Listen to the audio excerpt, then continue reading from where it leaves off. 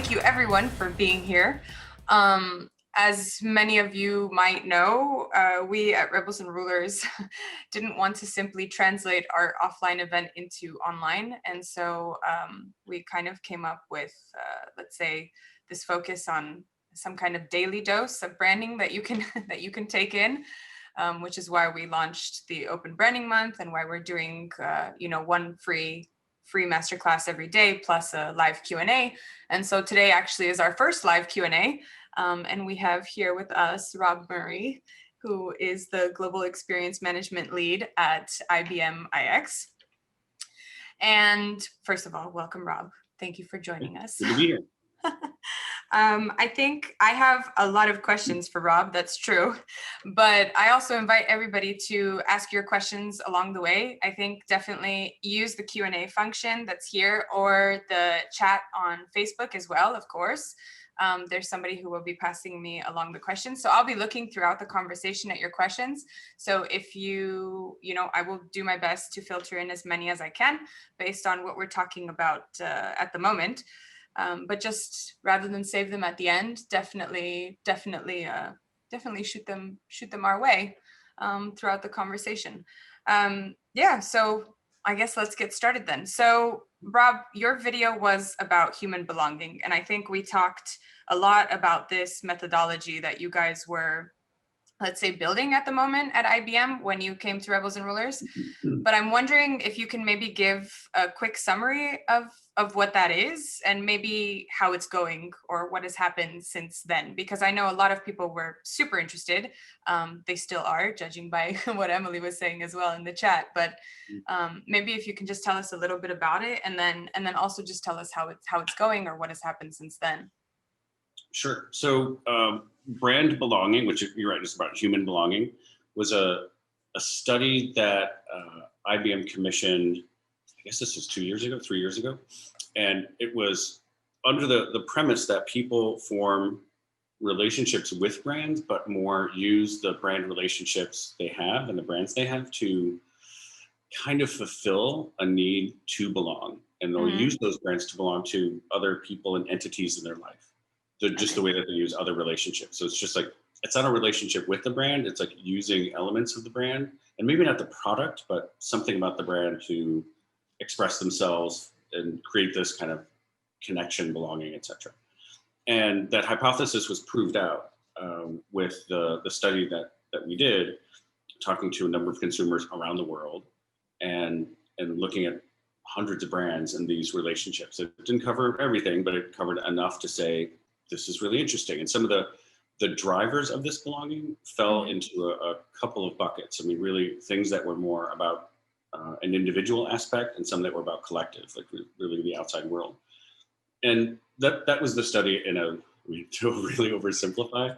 That was kind of the study, that there's something there is a connection, there's a correlation, and it was a model and some interesting takeaways, and came up with a little scoring network, a framework to look at how some brands were performing. Some brands were doing better than others. Okay. And we tried to understand why, what was driving that in terms of the drivers, and what could we do with that? So that's where it really was, or what it is. And then where it's progressed over time, it's really morphed. And it's been a bit of a journey, and I can talk about that if you want. Yeah, that would be great. I know that it's no longer necessarily what you guys are focusing on. So I'm wondering what happened, what is the framework that you're using today then in its place, or how that transition happened, if you're open to discussing it. I mean, because it definitely was a journey. So I work with Sib Strauer, who might be on the call as well, really a brilliant brand strategist. And she and I were in a similar boat in that we didn't work directly on the study. We didn't set it up. And it's not about it wasn't our work, but we were brought in to translate it into broader IBM and try to turn it into more of a framework and a methodology. It was a research study that turned out to be really, really interesting, but not minorly insightful. But the definition of an insight for me is something that is both important and interesting. Yeah. And what mostly was really interesting, and we just couldn't find a way to translate it into IBM because it was a cultural thing for us because we learned a lot about how IBM needed and used information and used models. So the crux of it was we couldn't turn it into what a model should be. I mean, one definition a friend once said is any kind of framework or model should be something that clarifies and simplifies. Mm-hmm. So the minute that model, no matter how clever you are, that model gets a little, and you get that wrinkle on people's face like, huh, wait, I think I'm with you. What are you doing here? So we got a little bit of that, and wasn't our fault. It was a complicated, very interesting model to apply, and we just couldn't find the connection point. It really didn't fit with what a lot of the work at IBM is. It goes really deep into human psychology. Well, I think everybody was a little bit surprised to begin with that IBM was sitting there thinking about brand belonging, to be honest. But then again, you guys ended up making the connection quite well, which is where I think this is all heading. And where it turned out to be useful is just, in a sense, inspiration for design thinking projects that really focus on human understanding, human empathy. Mm-hmm.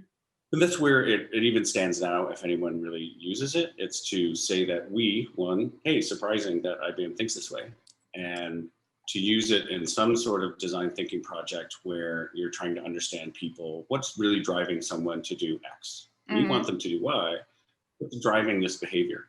But most of the behaviors that we are trying to intervene in, those journeys, behaviors, we don't need to go that deep. And this didn't prove out. So it just kind of, I'll be totally honest with you, it just kind of faded away. Yeah. And I think it inspired a lot of people. It surprised a lot of people. But mostly we moved on. And that's why, when I was telling you, for 2 minutes, I was calling myself a brand strategist. We actually did some brand work. Once in a while, do some brand architecture work at IX. But it's not our core competency. You're not going to call, that's not the number one reason you're going to call IBM IX. But it's good that we have that capability and that understanding, but it's not something that we're going to lead with. And so that's what I think the ultimate realization was. Emily's even wondering if there were any of your findings that were at first interesting, but not necessarily insightful, that unexpectedly crossed over into insightful, let's say. That's a really good question. The most interesting and insightful one was the one that had the biggest possible insight impact was the idea of things that were the drivers could be either individual or collective. Okay. Because it dovetailed, and I think I talked about this in my talk that I did with you, Last Rebels and Rulers, was that it really played up. It connected to the Gert Hofstede work on those cultural insights, those cultural drivers, the pillars that a former IBM sociologist and psychologist put together, these drivers of culture. Yeah. And they fell along the lines of individualistic and collective, or that was even one of the pillars, how collective is a culture, a society. And that was something that people really could get their heads around. And so of all the slides that still even show up once in a while, the one that talks about that shows up, because people are like, so what does that mean? Some of these things are really personal, things being drivers of experience. What is really personal for that person? And what's something that they're using those drivers, or the drivers are more connected to the outside world, to a brand or to a relationship in your life in some other way. Mm-hmm. I think that's still the most insightful and has the most utility for us, because it can inspire people to really understand how do people tick, because that's what we're trying to do. Think of all the frameworks we use in, I don't want to just say design thinking, in our world, especially personas, journeys, empathy maps. And we're very quickly, trying to understand people at a very sketch level. Yeah. Those artifacts look great. And I think trying to understand some of those, these are great questions to ask. What is, what's driving someone in this experience? So it's just a little bit of a lens. Yeah. So what does the framework look like now? Now you guys are using something a little bit different. You're calling it the brand experience framework, from what I know. But how is this different, or how has it changed? And to be honest, how different can a brand experience framework be from one company to the next? But Yeah, it's not quantum physics. It's not. It's not rocket science, but you see that there are a lot of companies that have still difficulty applying it. So to hear from, in my opinion, a company that's highly focused on technology and is also B2B, you know, teaching everybody a lesson on brand experience is quite, it's quite a good place to be at. So Yeah. what is the framework like now? That's another great question. It really comes down to the definition of brand experience. I think we and a lot of people would say customer experience. Some of us would say brand experience to be the ultimate umbrella that holds together an entire holistic experience. Yeah. Where we landed and what really translated out of it was that component model that I sent you, which is we look at the elements of the brand experience as being like UI, UX, CX, even EX and PX, being employee experience, product experience, user experience, and, and customer experience. And each one of those might have associated questions that you would ask along the way. And some are more tactical and some are more, you know, when you get up to the brand level, it's more in the heart rather than the brain. So again, nothing surprising to anybody who does user journeys, UX, brand experience. We're just trying to break down those components and get people to think about brand experience as not some mushy thing or not just a journey. Trying to think like, these are these components that you, strategist, designer, architect, need to be aware of. What are the elements that make up that experience of buying shoes or being in a B2B supply chain? These are the questions or these are the categories that you need to look at. So if anything came out of it, I think it's kind of that. And so we see that showing up a lot in kind of the internal literature, which is you know, the PowerPoints and PDFs that are shared between teams. You're like, huh, I did that. I worked on that model. That's interesting. Which I think to get to the point where we can talk about how this is applied at IBM, which I think is probably one of the most fascinating things for me. I think it might be worthwhile for you to tell everyone that's on the call right now what your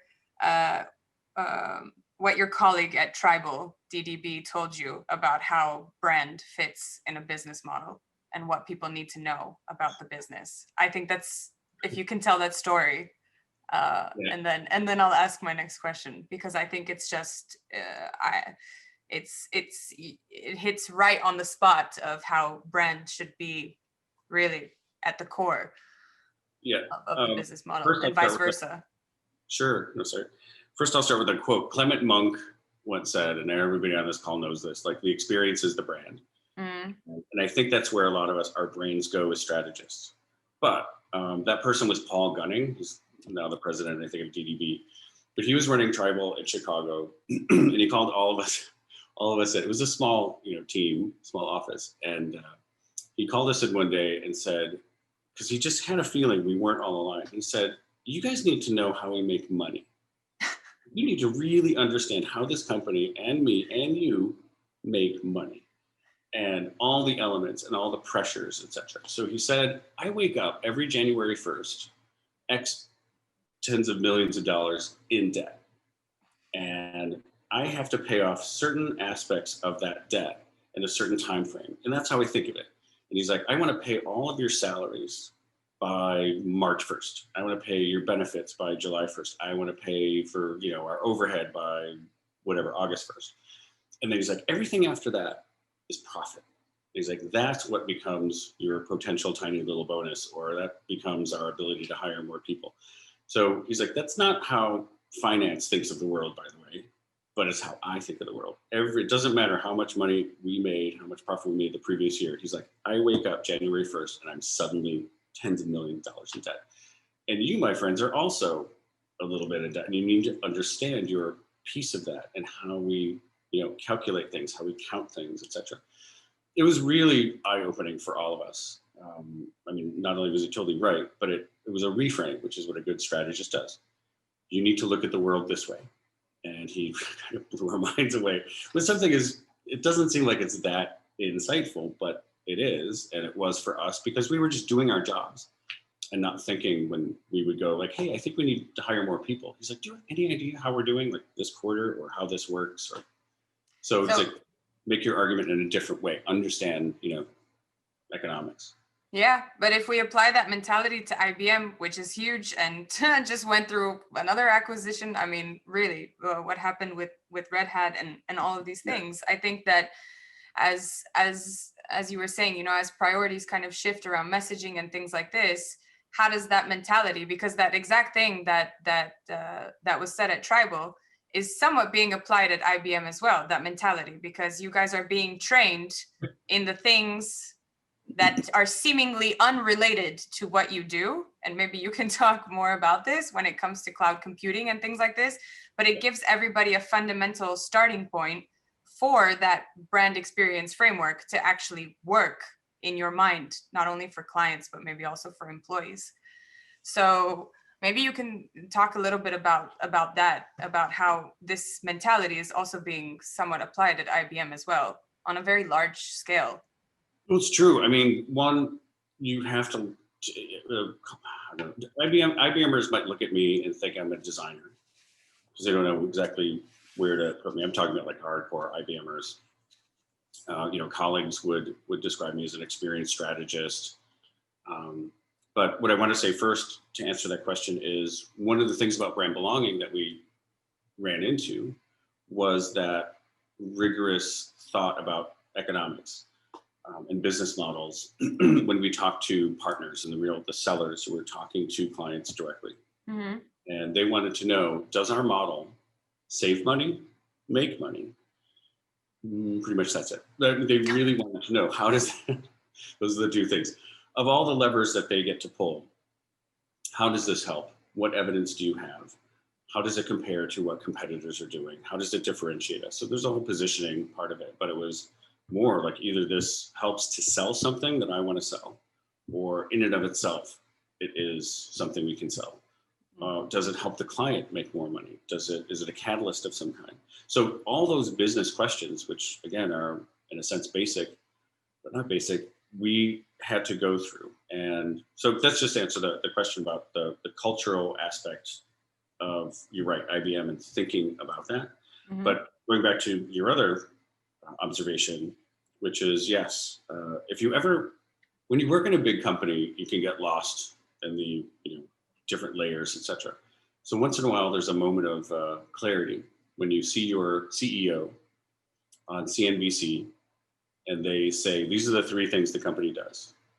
And you're like, wait, I don't do anything related to those things. Way over here in services, supporting those things at a great distance. And so our CEO will say again and again, we are all about hybrid cloud computing. We're all about AI. And more, we're all about quantum computing. And there's some other things in there too, but those are the things that bubble to the top. Those are the investments that are made, the messages that resonate. And then in the services part, GBS, Global Business Services, and IX, where I work, we're translating those things. So at first, when they said, everybody in the company needs to understand cloud computing, I was like, why in the world would I care about cloud computing? There's nothing to do with me. I'm a designer, I do brands, blah, blah, blah. But honestly, the more I learn about cloud computing and AI, and a little bit of quantum, but mostly those two, I can see the connection points. And it's what we talked about yesterday too. And I think this does work for everybody. Brand experience for IBM is akin to a service blueprint. So, that experience layer at the top, the journey, what happens to that employee, whoever it is. And then underneath, the typical thing that we would do, people on this call, we work rigorously to get as much as we could to understand what are the processes, technologies, data, the stuff that makes that go, what enables it. And that's usually another skill set. I would say that IBM goes deeper, all the way down to the server, but all the way down to, or up if you will, cloud computing, because that enables the experience. All the stuff that we do, and if you go to IBM.com, you'll see this happen. We talk about experience a lot, but we don't say we design experiences necessarily. Some people would say we do, but mostly we do brand infrastructure, brand experience infrastructure. Mm-hmm. And I would say that what we, and this is totally my opinion, is that we do invisible branding, meaning if it works, you don't see it. We were never there. You shouldn't see it. It should be to a consumer that has a delightful experience buying shoes. You know, we're talking to someone in a call center or a chatbot or whatever. When it works, just like anything Apple, right? It just works. It just connects. You don't have to think about it. It's not, something you would ever say to a friend like, "Oh my God, that was the most painful experience ever."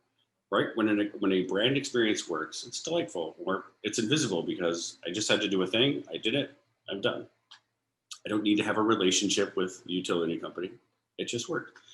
So that's what I think we do more and more. And the more we all learn, we at IBM learn about cloud computing, how it, and this also is about the platforms that we work with a lot, which is Adobe, SAP, Salesforce. Those software providers, ISVs, we call them, that software and cloud computing and some of the other bits that we work with just enable really good experiences so that designers, strategists, product people, B2B supply chain, so that they can do their job far more easily. There's the thing I keep hearing, last thing I'll say, sorry. No, it's fine. Thing I hear from clients all the time, when you finally get them at like a coffee break at like a workshop, we used to have those, and I hear this all the time. We have to wrestle with the data.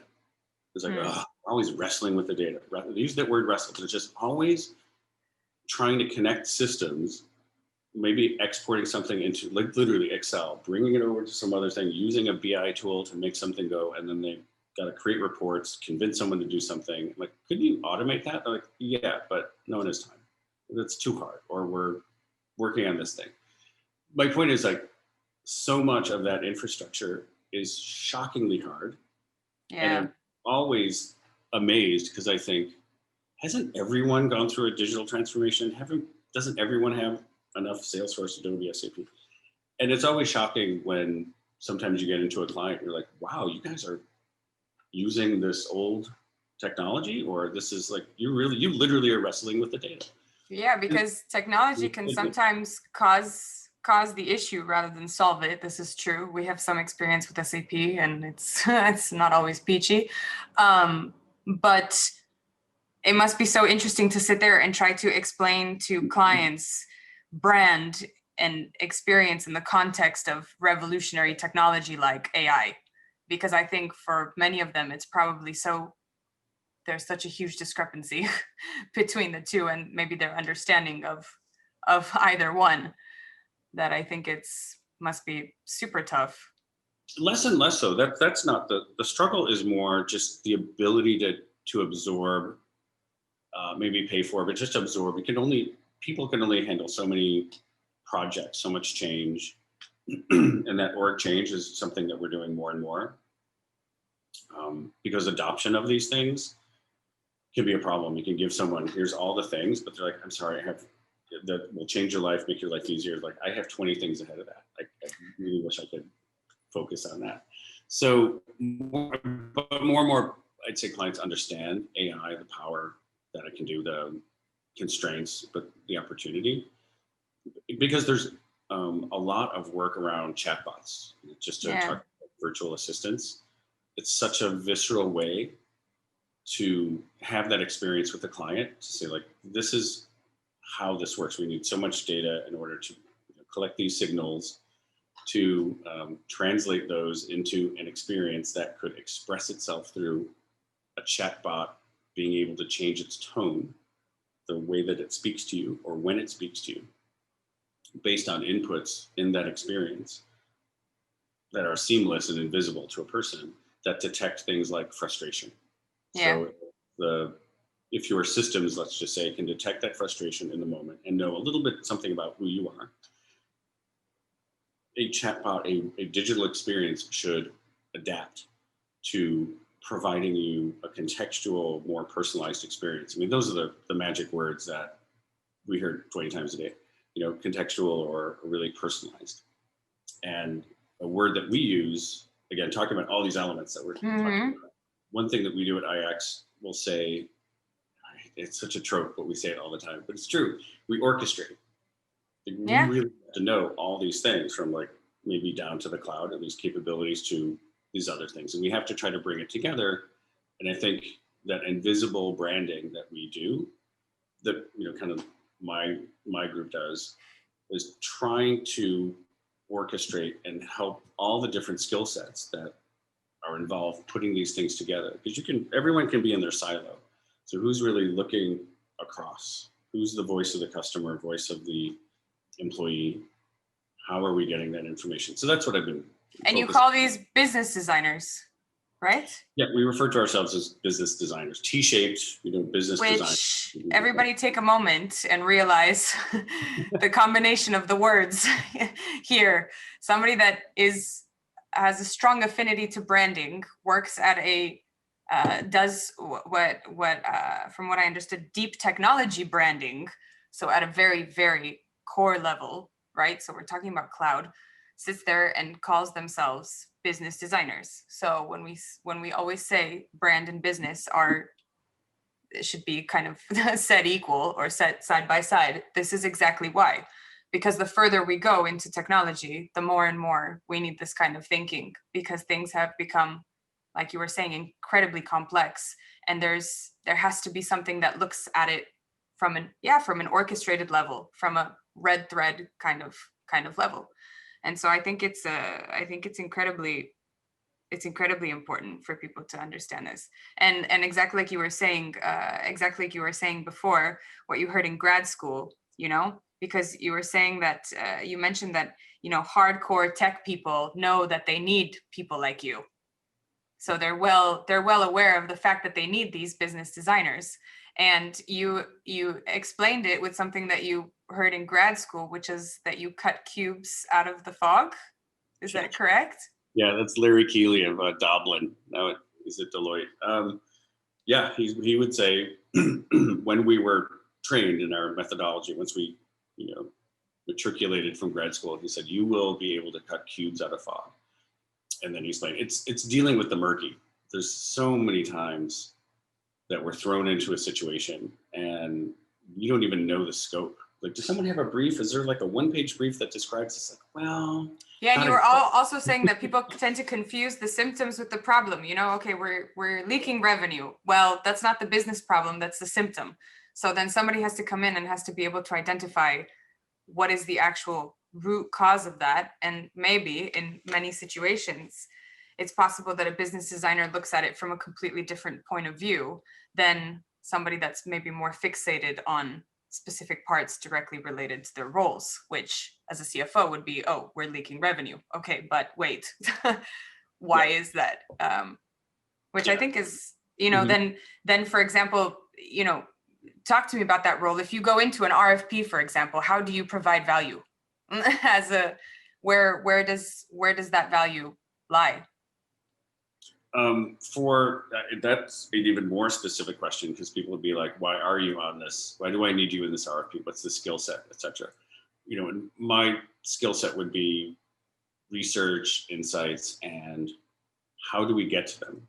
And mostly I've been focusing lately on experience management, which is using tools like Qualtrics and Medallia, which at their surface are survey tools that give a little bit of voice to the customer, voice to the employee, but there's a lot more that connects. And so the value I would bring is that I have to bridge the gap between, say, a business designer and a hardcore technology person who's working on a platform.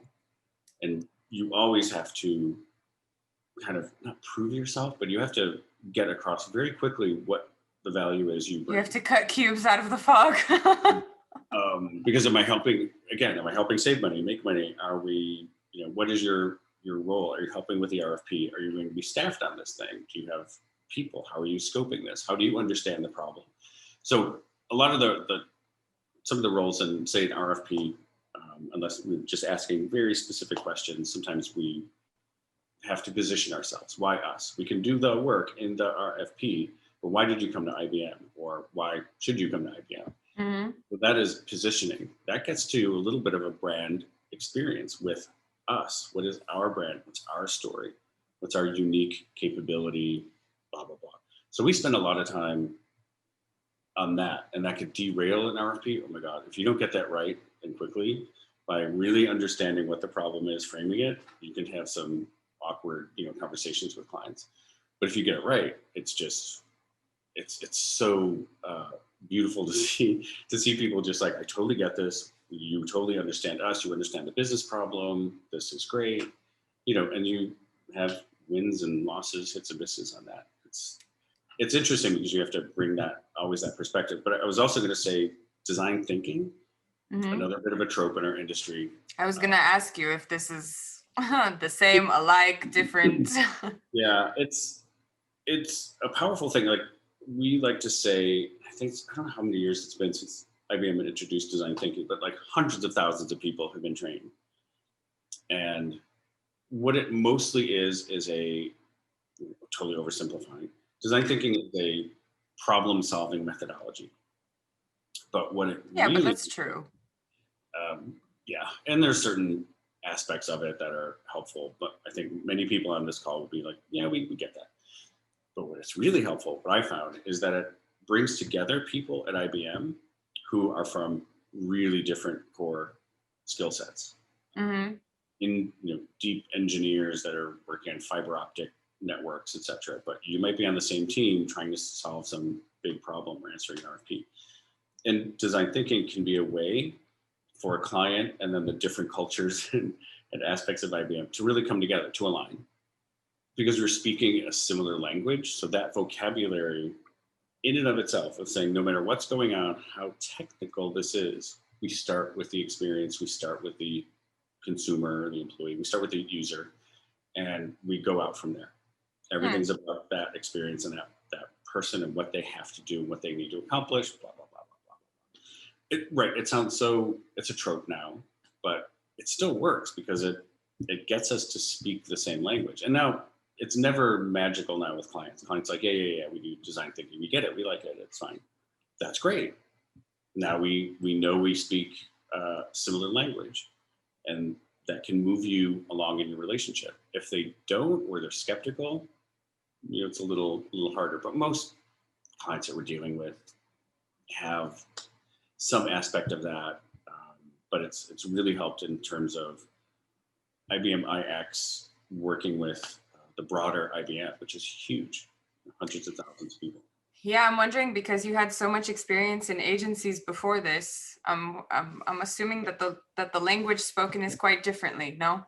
Between what you experienced at an agency and what you experience at IBM iX. Although some would argue that the work should be somewhat similar in some cases, especially if you're working with a similar concept, I think, as you guys. So I'm wondering what that means for the agency client relationship. Is there something that's missing there that hasn't necessarily been discovered just because of maybe they're not so entrenched in technology the way you guys are? And since that has become kind of the foundational layer of transformation for many, I'm wondering if, I don't know what the crux is there, to be honest. I think it's the definition of agency, because as you're speaking, I'm thinking, wait, I've worked at different agencies, but each one has been very different. I mean, think about Sapient, think about Leo Burnett. These are vastly different companies now and holding companies and all of that confusion. I think we're after the same thing. I mean, that's a great philosophical question. What is even the role and vision of agencies? But I think it's the definition. In a sense, though, and this is what got really confusing, everybody seemed to be going after digital transformation. There's always some magic word. Yeah. Point in your career, everyone's about that. Everyone's about quality. Everyone's about innovation, and we're chasing the same thing. Insights and some great idea, and then some action. But it's different. We just all have different tools, and I think there's a creativity tool that an agency that's winning like tons of awards, creative awards and Ad Age, like hardcore creative, versus what we do, where we win awards, but they're different awards, and we're really building things. I think a lot of IBMers would say we're builders. So some agencies have more that build aspect, and Sapient did too. It was a hybrid combination of like being able to build something and being able to design something. Yeah. True. And everyone's, I think, been putting those pieces together. All the consulting companies have, bought design companies and bought certain aspects and bought technology companies. So they're orchestrating, putting a team together.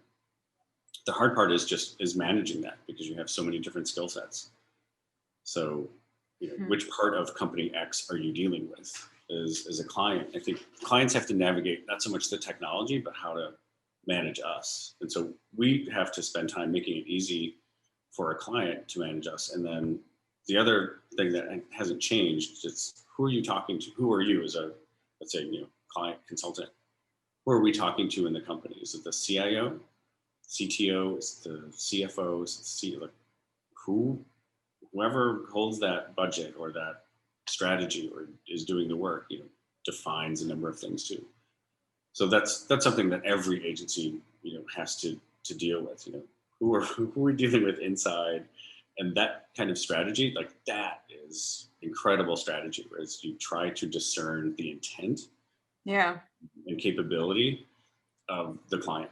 What are they really looking for? What they really need? What can they honestly afford? What are their drivers? And understand kind of the psychology and economics, obviously. Watching like really good account people is amazing as they listen. So some people are not great listeners. I've worked with some great people in different places, but especially IBM, who are like, I call them like account whisperers, who just really know how to ask questions. I'm like, did you just sell them that thing? Because it didn't sound like you were selling something, but you're just like this nice person helping them. They tend to get overlooked quite often, I don't know if they're necessarily the ones that are applauded at the end when great work comes out, Nobody seems to remember that it all started with an account guy or girl sitting there telling a great story and listening to your point. That, you know what, that I think is the thing that connects agencies, is that ability to kind of listen and quietly sell in such a consultative way that it doesn't feel like selling. It's like, I'm here to help you, and this is what you need, and we are perfectly situated to bring this to you, given blah, blah, blah. Like when you see that, it's just magic, and you're like, God, you're good. And they're not all type A's. They're just a mix of extrovert and introvert. But that's the fun of it, because they have to make this easy. Yeah. Because it's like we're talking about, and we've talked about before. I mean, hybrid cloud and AI, these things could get complex. Your eyes could just roll over so fast. But if somebody or it just sounds really expensive and really long process and a little bit daunting from the beginning. Exactly. And that's where, again, you get the good account people, or good client too, who are like, show me the ROI, show me how this works, show me the math, how do I get there, etc. And then when you have a great argument, that's why I enjoy working with you, because you're a writer and a thinker. And ultimately, all this technology, that's what we do. We're putting together an argument with evidence and making a case to someone. Then we have to communicate that in a way that makes sense. And that's the skill set that you really need to have to bring this to life. I mean, I could see you asking me at some point, like, what are the skill sets that someone should have? And I would always come back to, number one, really have a command of writing and language. And then this other stuff, this techie stuff, will fall into place. But you have to be able to understand how to form an argument and how to move an argument forward and how to talk to people and how to listen. And I think that's the skill that ultimately brings us together. Because I think it's language, just like design thinking is a way to help bridge language gaps between cultures. It needs a little bit of translating. That's true. And I think you're right in the sense that the great content writers that I've seen have always managed to take any topic that's given to them, no matter how complex, and know how to structure a piece of content regardless of length. to accurately, I don't know, represent that complexity in a way that people understand? And the answer is exactly like you say, that it takes quite a bit of listening. That's true. But there's actually an interesting question that came in right now, which is from Davina, and she's asking, how do you convince a client leadership team that brand is not just a color palette or logo, which is something that we talked about yesterday as well. Yeah. She says that I agree that brand equals experience, but that doesn't always land with senior stakeholders. How do you convince them that the brand sits across the whole organization? Are there any go-to examples you defer to, or any frameworks that you find helpful? Oh, what a great question. I mean, God, it so depends. But it goes back to that component model, which we won't show, but we can just talk about it. And it's to break down brand experience into, if that's just the umbrella, then it's those, what are the components that make that up? So think of like a molecule, and what makes up that molecule. The different atoms come together to kind of make that up. So it's the components of, we'll have different levels of this, but down to the UI or the UX and the CX and the EX and PX, we would all say does that. The simplest thing would be, we try to talk about those things that are driving that, the individual experiences. So I can just use those acronyms, but if you turn those into questions or turn that into a scenario within that journey, like what are the things that are, so for instance, when I used to talk about like UX, CX, BX with Sid, it was UX is, can't I find the phone number on the website? The CX is, I really enjoyed talking to the person in the store, and they really helped me find the right thing. I didn't even know I needed this, and it was, that person was so helpful, right? Not necessarily about the product, but the kind of the experience of that. And then the BX is, I love that all the people I meet in that store seem to be super knowledgeable, and they seem like to be cross-trained. I mean, I'm thinking of Nordstrom, how that person in Nordstrom would take you from different department. It was never like, shoes are over there, sir. That person would be like, me, we're gonna go to shoes now. But I thought you were here in this department. I'm here to help you shop. And they would like take you off somewhere. That's what they were known for. But that BX would be the brand experience. Like we talked about, I think that's the cumulative experience of these other components. So you have to get the other components right. You got to be able to find the phone number. You have to be able to do these other aspects of the experience. And I think when you break that down so that you build it up again and use either a journey or the component model to kind of show a brand experience is made up of these things. And unless you get those right, you have to dive into it. So if you just use the word brand, yeah, people are going to an experience. People are like, I don't know what you mean. Is that colors and palettes and copy, or is that something else? And you have to reframe it, as anyone does when they make an argument. You need to look at it this way. Yeah. So I think using visuals honestly can be really helpful. I'm trying to think of an example, and I don't have one off the top of my head. No, but I'm thinking that if you use let's say more technical moments as examples, and ones that people recognize as happening to them, then it's less likely that they will assume that brand is just something that you, how should I say, that you describe. It's something that physically exists and physically happens. So you have to tie it to, well, when somebody gets, I don't know what price change here for whatever reason or something like that, that's still over here, like I'm the brand over here, but that's still part of the entire, like you were saying, orchestration of the matter. So I think even tying it to very, very physical, very clear events, and this is where it's nice, I think, to have a strong understanding of technology as well, is because those are maybe the most palpable. Just like you were saying, I can't find the phone number or something like this. Yeah, well, some people will think that has nothing to do with brand.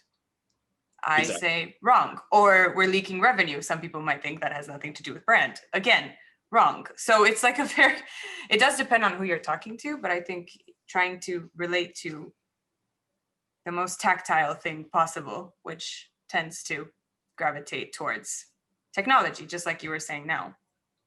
Yep. Like there was and another aspect, or another way to tell that story is to get into the details. Back in the day, when you used to get more, I don't know if you know, a 404 error page, right? Yes. It's like you just hit a wall.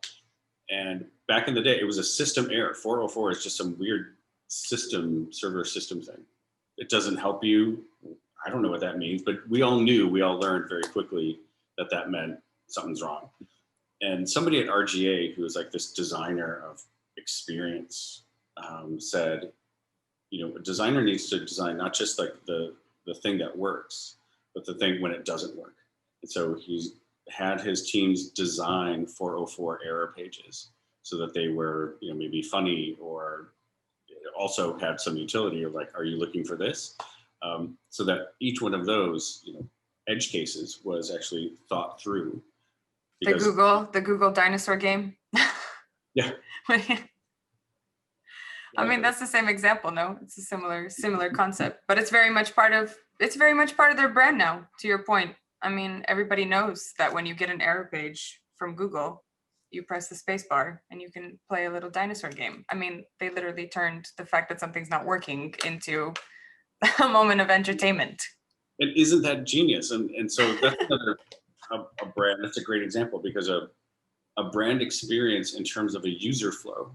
Mm-hmm. Other aspect of things that we would do, like how does someone go through this experience, and what's the worst thing that can happen is that you hit a wall, the experience stops.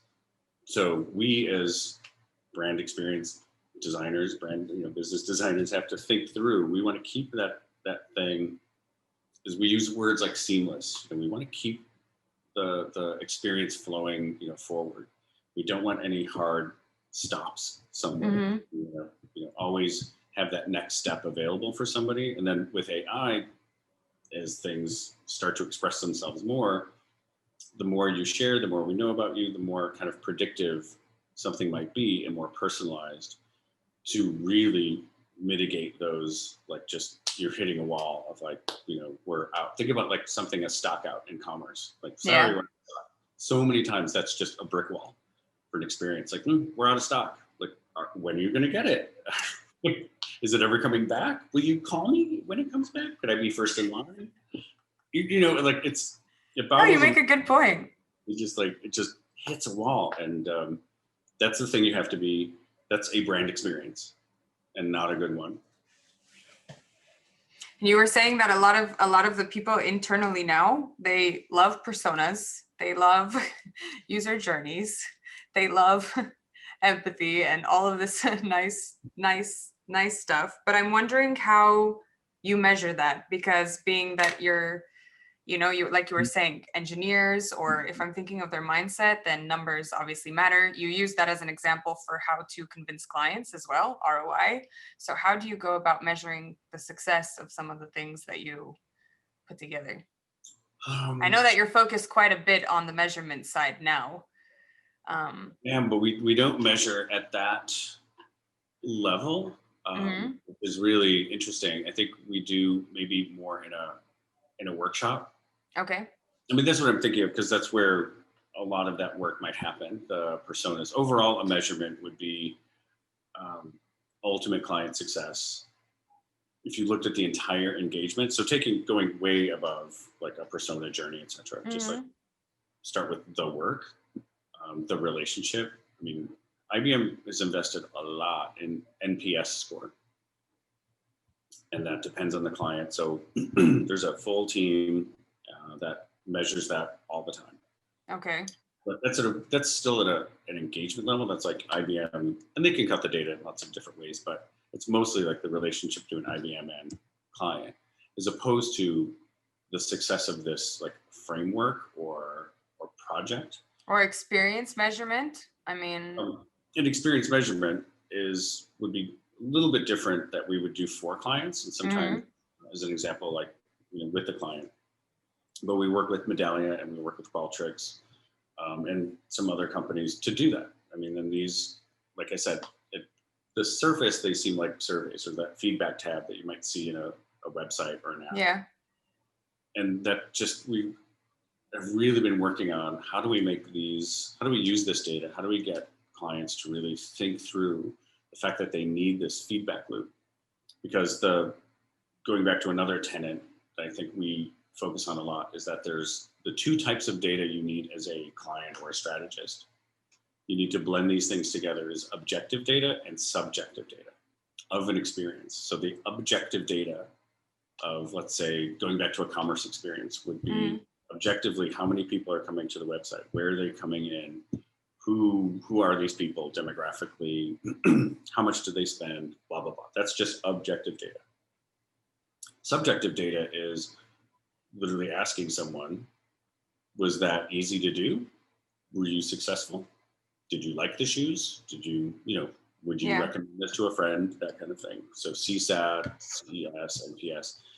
That subjective data can be either indirect or direct. The direct is like, tell me what you think on a scale of 1 to 5. Was this, did you like this, etc. And maybe type in a box.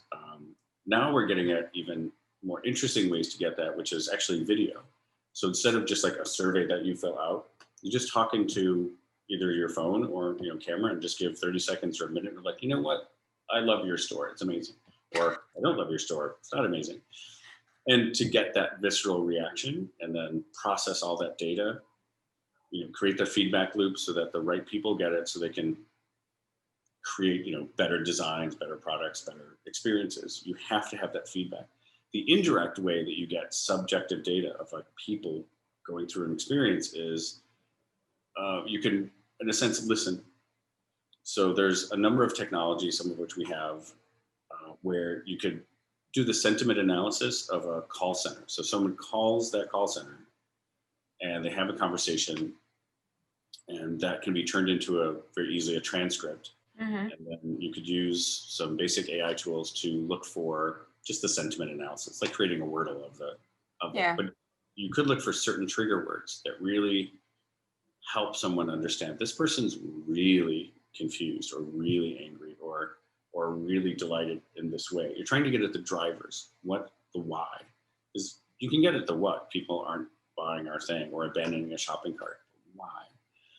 And so these tools can get at the mindset, a little bit of someone, the context. And by bringing these things together, two totally different types of data, we've got tons of case studies where we're able to get some insight into human behavior so that a designer can change a design, can update product copy, can again do things that all those clients and IBMers want us to say, like, can this save money or make money? Those are the choices. And so that's where we have to focus those case studies. Yes, we can.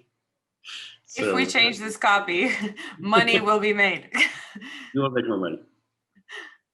It's amazing. And so these tools are getting better and better. The analytics are getting better. And here's what I would also say about some of these tools. They're getting better, not at what they do and the outcome, but they're also getting better and easier for people like us to use. And that's, I think, another place for anybody on this call is, don't be afraid of some of this technology that you see and just leave it. Oh, that's the Adobe team, or that's the Salesforce team, or the SAP team. So, there's some stuff that you need to know, and how this works, and how data comes together, at least at a conceptual level. Yeah. Where data sits, etc. So remember that I was talking about that service blueprint. Yeah. And then underneath that service blueprint could be, your systems, your technology, processes. It's down to hybrid computing, AI. I contend the more that we as, let's just say, we're among family, we as brand strategists understand how those work. Again, at that conceptual level of, there's a CDP, a customer data profile. Where does all that get stored? I don't know. Does that sit somewhere? How easy is it to use that to do something with it?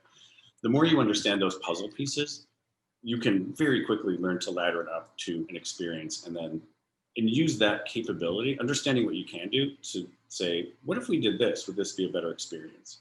As opposed to being a designer saying, here's the experience I want someone to have. You technology people, make it go. Yeah. I think we've all looked at the technology as make it go. And what's really interesting is how the technology can we should be the ones who are also turning it around. Like, oh, I heard that this thing does this and it does it. What if we did those things together? Could we change an experience? that would be delightful or save some time or make some money, or raise NPS scores or something. And that's what we work on as well, is connecting those dots. What are the capabilities? And the more, again, we bridge that chasm, and some technology person tells designers, like, this thing can do this. Not a lot of people know that AI is blah, blah, blah, blah, blah. Which is just as relevant for B2B as it is for B2C, which I think we probably have a mix of folks on this call. But I think maybe that's one thing that folks across the spectrum can actually take away from this, and especially from, let's say, this, I wouldn't say the switch, but the evolution from something that was maybe a little bit less tangible, which is what I think brand belonging was. It was very altruistic in a sense. And maybe that's how people see branding in a wide way. I think that is people that do brand work, they definitely feel like they're doing that kind of work. Very empathetic, very sympathetic, et cetera. But to have it be brought down and not necessarily dwindle, but rather combine very well with tech, with data, with, I don't know, for me, it feels like you're a very good advocate for the fact that it's definitely possible to have brand and business, or creative and data, or, these things sit side by side and melt effectively together. Absolutely. I know we're almost out of time. The other thing I would say that helps bridge this gap is we don't talk about them as much anymore. Experience models. Experience models used to be literally what it sounds like, a model of an experience. So not a journey, not a step-by-step, not a flow, but it's like, what are the components of that experience for a person? What are the important things? What are the levers? What's the mental model somebody has when they buy a car, or when they are going through a B2B procurement experience, and pricing, invoicing, tracking is like completely important to these people. So it's different than an empathy map, but it's a little similar. But imagine an empathy map kind of blown out in a couple other ways, because it isn't just like think, feel, says, does, an intent, but the components of the experience. Again, the UX, EX, BX, but what are the other things that make up a good experience? Actually, the way to use an experience model is current state, good or bad. Like, there's this thing that's really hard right now. Everyone says it's really hard. You, in a sense, document that. This is the current state. The future state is this experience model. And I think, models, like I said, should clarify and simplify. Yeah. They should visualize, especially the change. Here's the current state, here's the future state, and here's how we get there. That's what I think helps bridge the gap. And it works for B2B, it works for B2C. I think it brings together some of the technology, but it keeps everyone focused on, this is the mental model that a person has. And we have to understand that and always keep that in mind, and then bring in the technology. What is the technology and data that we can use, the levers that can affect these things in that experience model? And again, forget personas, forget journeys, like the experience model. And so I think that brand belonging, we were hoping it could be an experience model, or those drivers would be components of that experience model. And they still could. I think there's aspects there depending on the client and the situation, but that's where that had a lot of potential, and that's what we really pushed on, because we wanted it to be a reflection of the world, and one that would bring some clarity to a brand experience, such that we would, as marketers, know where to intervene in that experience to sell more shoes or do whatever. Or to make things better, ultimately, in probably a multitude of ways. Better, yeah. Yeah. I think that because we're at time, but somebody is asking us, it's Emily. So Emily is asking, could Rob perhaps mention a few books, movies, or talks he has seen lately that he would recommend? Oh, that's so Emily. The one that I'd recommend, but the first thing that comes to mind is The Geography of Genius by Eric Weiner. Okay. He did a book. His first book was The Geography of of bliss, which he went around the world to all those countries that score really high on the happiness index, which is done by some somewhere in Northern Europe, I think the Netherlands, and they always win, by the way. But he talks about why, and he went to some unhappy countries too, and really, really well done. And he quotes so many people.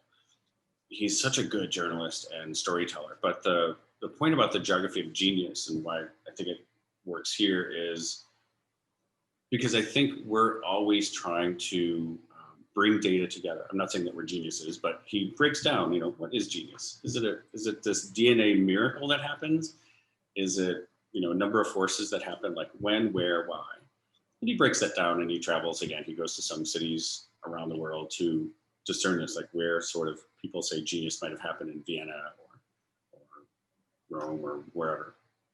And I think how he talks about how people, again, see the world and process data, in a sense, is really interesting to brand experience strategists, because it really harkens to what we do. Yeah. Because when we do something really well, people will say, that person's really insightful. Mm-hmm. That person connects the dots. And I think Eric does a great job of helping, using these examples of genius in places and people, of how did they do that? And in some sense, that's what we do. The unexpected, putting things together that no one else saw before. That observation is, I think, really, really important ultimately to what we do. It's how we see the world. And then how you, of course, share that and process it, analyze it, etc. But it starts with seeing. And I think that's really a place to put a lot of effort. And there's other books that you can read, in some really good talks of how even this one geologist trained astronauts who are pilots who went to the moon. It's just a documentary on YouTube, I can't remember it, but a geologist trained astronauts how to see. He's like, I need to teach you how to see the world through a geologist's eyes. Oh, that's so neat. And then he would take them, after all this in-class learning, they would go out into the desert, New Mexico. And then he would say, here we are, tell me what you see. And they would just have to describe. And he's like, remember, I'm not going to be there. You're going to be there. Tell me what you see. What is the story? The story. They were just, that's igneous rock and this rock. He's like, tell me a story about what you see. And I thought that was beautiful, because that's kind of what we have to do. What do you see? How do you observe the world? Everything we do starts there. All this technology, everything else should be invisible. It's really that. So I find that documentary, it's great. And my gosh, speaking of methods of convincing people of how to think of things, the geologist's tactic is probably a good one to adopt, to be honest, even on a brand experience level when we talk about clients. No, I think it's amazing, Rob, really. I don't think there's much more that I can add to your stellar finish, but it's always a pleasure talking to you. I don't want to keep people for much longer, but I really appreciate it. I really, really appreciate it. And thank you to everyone for asking your questions. I appreciate you all as well. I think there's one thing that I would mention for anybody watching on Facebook, which is that we are not doing lives necessarily for all of the live Q&As that we're doing. So please definitely go to rebelsrulers.com and add the lives that you're interested in to your calendar so that you make sure not to miss any. But for Rob's, we knew we had to, because, I mean, you saw why. So once more, I say thank you, Rob, and thank you to everyone. And I guess we shall see everyone next time. Exactly. Thank you. Thanks, everyone. Thanks, guys. Have a good one. Bye-bye.